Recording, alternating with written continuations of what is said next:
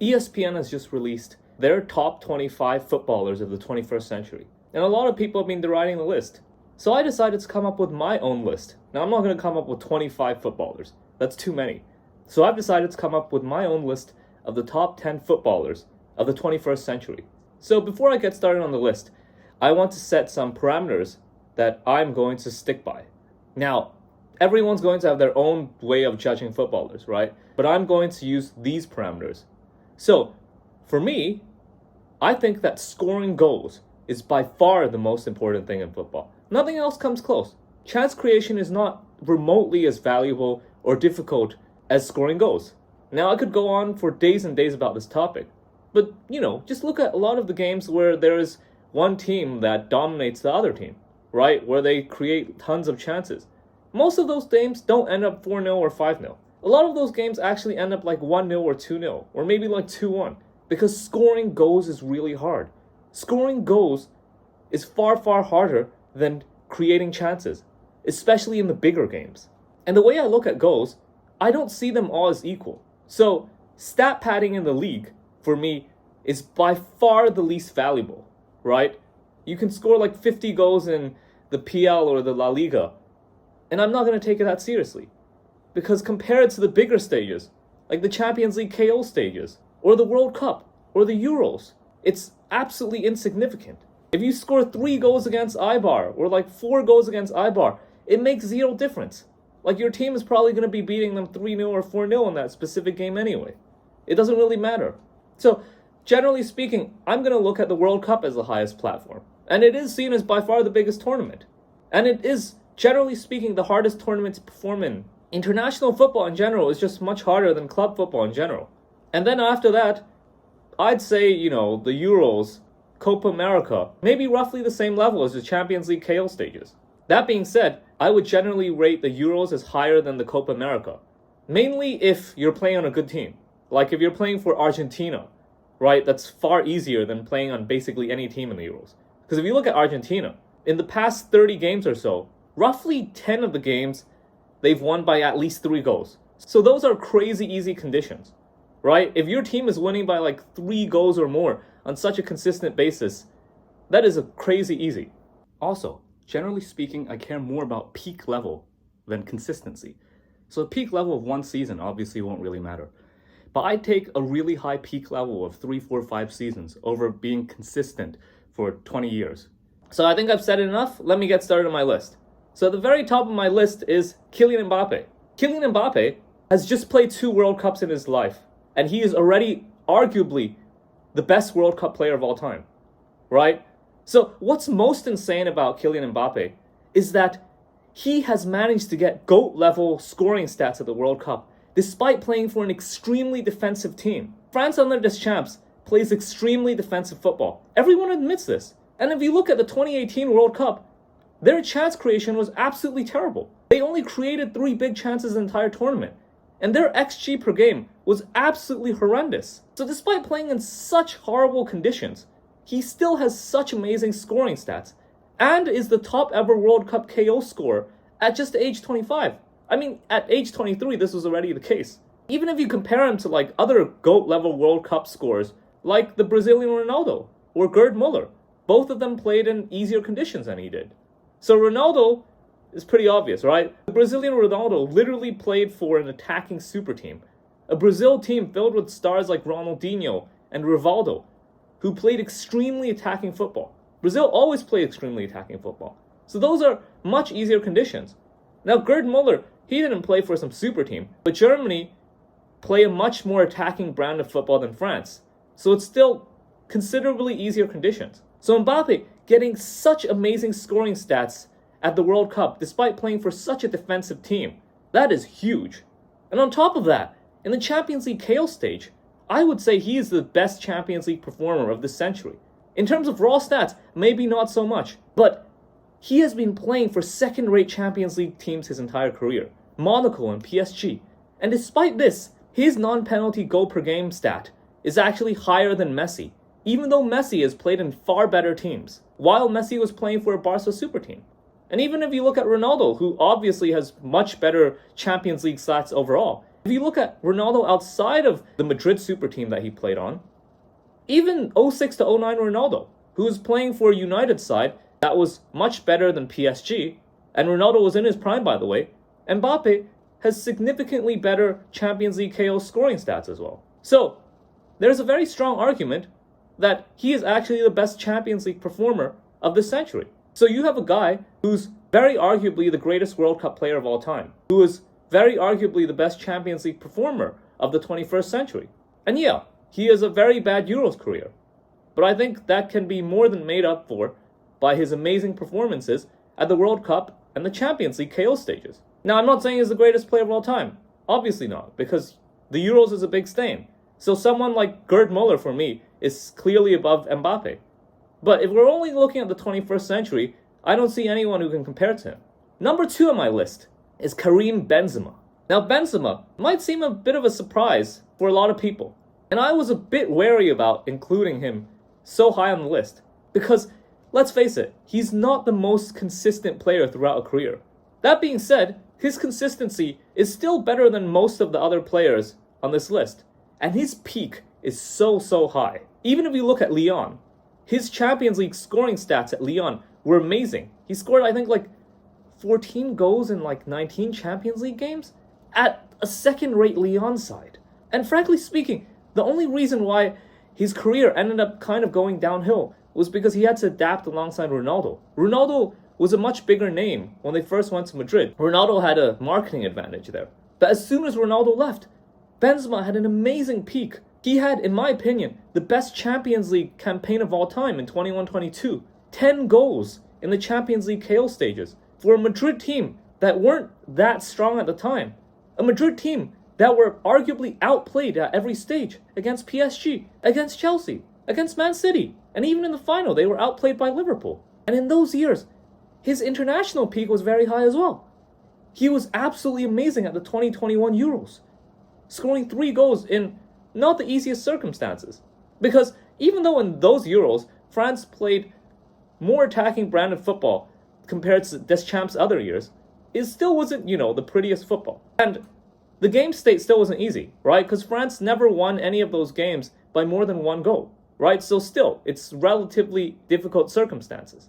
And on top of that, his 2014 World Cup was pretty decent as well. So I think Benzema's peak levels from around, let's say, like 2019 to around 2023, the years when Ronaldo left, they were just so high. Thus, both internationally and in the Champions League. So even though, despite his consistency not being the best, I think his peak level justifies this. And I think that he could be higher on the list if he didn't screw up his own career by blackmailing his own teammates and getting kicked out of the national team. Because he would have been a great national team performer. Like at the 2014 World Cup, he had a pretty decent World Cup as well. So despite all this, I would still have him second on my list. Third on the list, I have Luis Suárez. Now, Luis Suárez is another example of a player who wasn't consistent enough, right? After 2016, frankly speaking, his career just went to hell, right? He just became a league stat patter. He wasn't able to perform in the Champions League anymore. Internationally, his performances weren't that amazing afterwards as well. But his peak was so high, right? So from around 2010 to 2016, his peak was so high. 2010 World Cup, 2011 Copa America, 2014 World Cup, all amazing international performances. When he first went to Barca, his first 2 years, he was, in my opinion, Barca's best performer in the Champions League KO stages in the 14-15 season. And then the 15-16 season, he scores a goal against Arsenal in this round of 16. And in the quarterfinals, against arguably the best defensive side of the 21st century, 2016 Atletico. With Barca a goal down at home, Suárez scored 2 goals to give Barca the win in the first leg. Very difficult circumstances. So I think, again, his peak was so high. His consistency, despite not being the best, still matches up pretty well to many players on the list. So for me, he's number 3. Number 4 on my list is Van Nistelrooy. Van Nistelrooy has amazing scoring stats on every single level, right? I mean, the World Cup he only played like 3 games, so there's no real point of looking at it. Like 1 goal in 3 games. I mean, the sample size is so small, there's no point of even considering it. But like, at the Euros, he has a good scoring rate. In the Champions League, his scoring rate is otherworldly.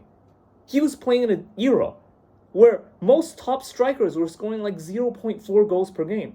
Yet in the Champions League, he has like 0.77 goals per game. That's just insane. Especially when you consider that he was playing for a second-tier PSV side earlier on in his career. And then he played for United. And United was by no means a super team when he first joined them. He has a similar Champions League scoring rate to Ronaldo, despite playing in a far more difficult era, and also playing for far weaker teams. He never played for any team half as strong as the Madrid super team that Ronaldo later played on. But the reason why Van Nistelrooy, despite great consistency and great scoring at all levels, doesn't rank higher is that he doesn't really have a tournament where his peak level really just got amazing, right? So Mbappé has, like the 2022 World Cup, the 2021 Champions League, the 2017 Champions League, where he just went crazy, right? Benzema, you have the 21-22 Champions League. Suárez, you have the 14-15 Champions League. You have just other amazing tournaments as well. Van Nistelrooy was more so just very consistently good. And because he doesn't really have any amazing peak tournament, that's why he is only 4th on the list and doesn't rank higher. 5th on the list is Samuel Eto'o. Samuel Eto'o, somewhat similar to Van Nistelrooy. Great scoring stats on many levels. But he doesn't really have a peak tournament. And also, frankly speaking, his Champions League scoring stats, while it's top tier, it's not quite as amazing as other players on this list. His AFCON scoring rate is fantastic, right? His AFCON career is amazing. But again, he doesn't have that peak tournament. And also, his World Cup career, under context, is actually pretty good. In the 2002 World Cup and 2010 World Cup, he scored 3 out of 4 of Cameroon's goals, right? He was playing for a side far, far, far worse than, Messi's Argentina or even Ronaldo's Portugal. And you don't see his fans whining about his weak team. He actually has a better scoring rate than Ronaldo at the World Cup, and a scoring rate not too far from Messi at the World Cup. And he's playing for a far, far, far worse team. But again, the reason why he doesn't rank higher is because he doesn't have that peak tournament. Right? He doesn't have that one tournament where you can really claim that, he reached just amazing GOAT-like levels. Number 6, I have Miroslav Klose. Miroslav Klose has an amazing World Cup career. He's the top ever World Cup scorer with 16 goals in 24 games without ever taking a single penalty. That's pretty darn amazing. But why isn't he higher on this list? Number 1, his club career is not quite as good as other people on this list. That being said, his club career is extremely underrated. He was no slouch on club level, right? He was easily elite. He was, I think, Bundesliga top scorer 2 times, and his overall scoring stats in his era were easily elite. Because you have to bear in mind, he played in an era which is much harder to score in than right now. So after 2009, there was a very clear stat inflation. Back then, in his era, most top strikers scored 0.4 to 0.5 goals per game over their entire career. And Klose falls in that range, right? Just for reference, his goals per game is very similar to someone like Michael Owen, who is also an elite striker. So his club career is easily elite, even if it isn't quite as good as the other players on this list. Also, there's this huge myth about him, saying that he was a poacher. Number 1, I don't see anything wrong with being a poacher. For me, Gerd Muller, who's clearly the best player of all time, was arguably someone that you can call a poacher. I don't think there's anything wrong with it. In fact, I see a poacher as a compliment. But in this case, Klose isn't even a poacher. He was a very all-rounded player. In fact, his playing style was somewhat similar to someone like Benzema. He's very slick on the ball. He dropped deep a lot. He was very involved in link-up play. He could play multiple positions. He could play as a second striker, even kind of as a number 10 role. Calling him a poacher just makes no sense. So that's one reason why he's not higher on this list. Number 2, despite his great World Cup career, he doesn't really have that peak World Cup tournament. None of it was really that amazing. All of them were really good. Also, the fact that most of his goals, the vast majority of his 16 goals came in the group stages. I think 10 of them came in the group stages. 10 or 11 of them came in the group stages.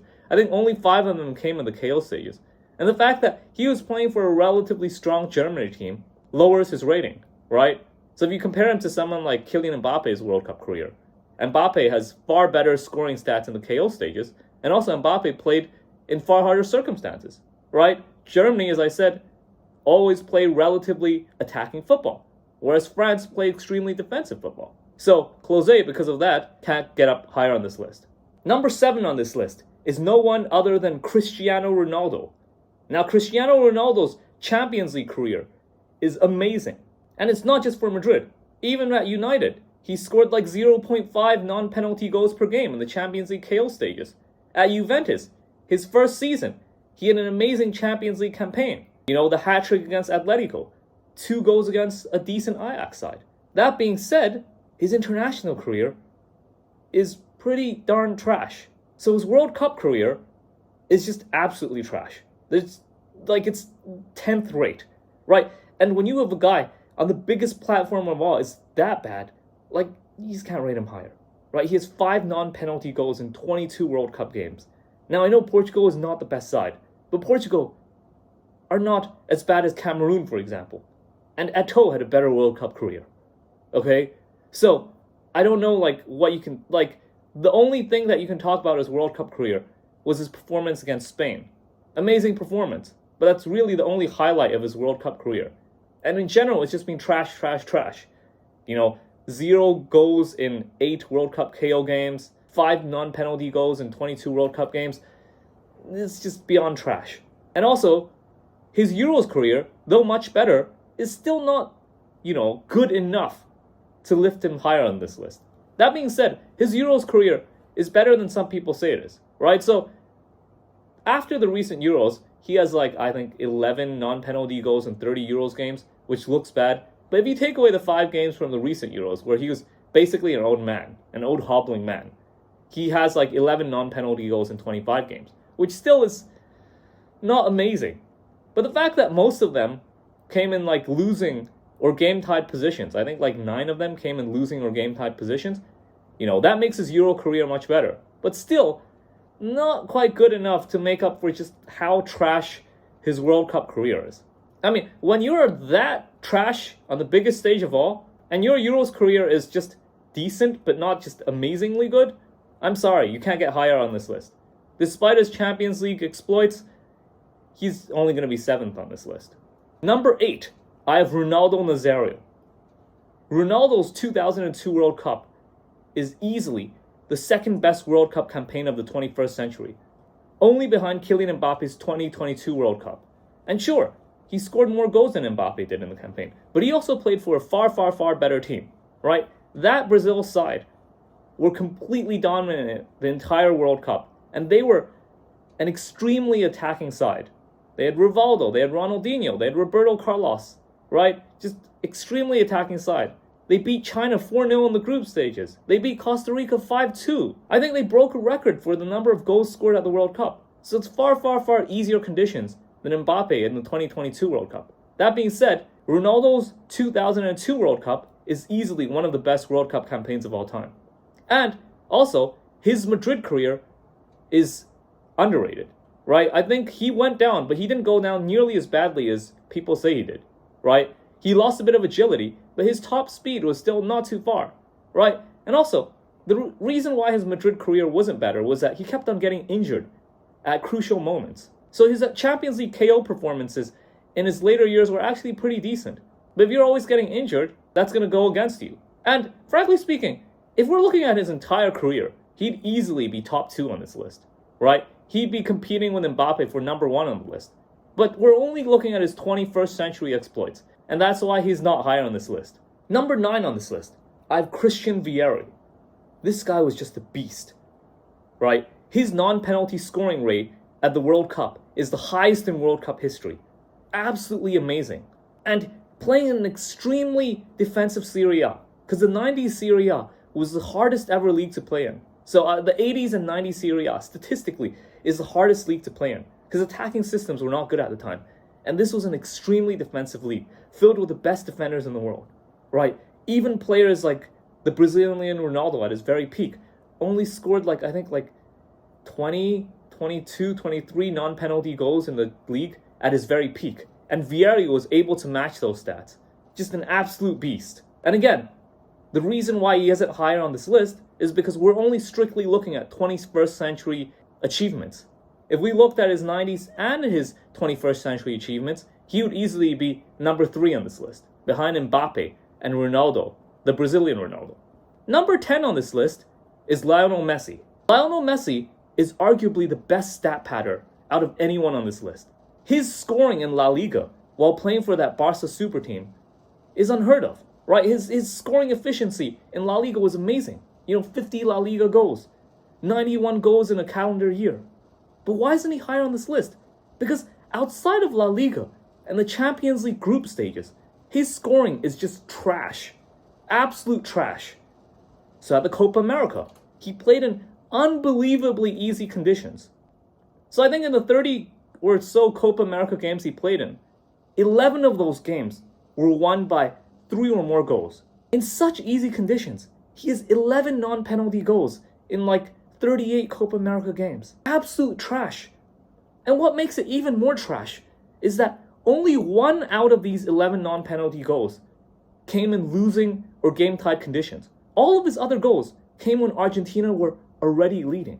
Anyone with half a bit of football knowledge and common sense knows that scoring when your team is leading is much easier, on average, than when your team is tied with another team or is losing.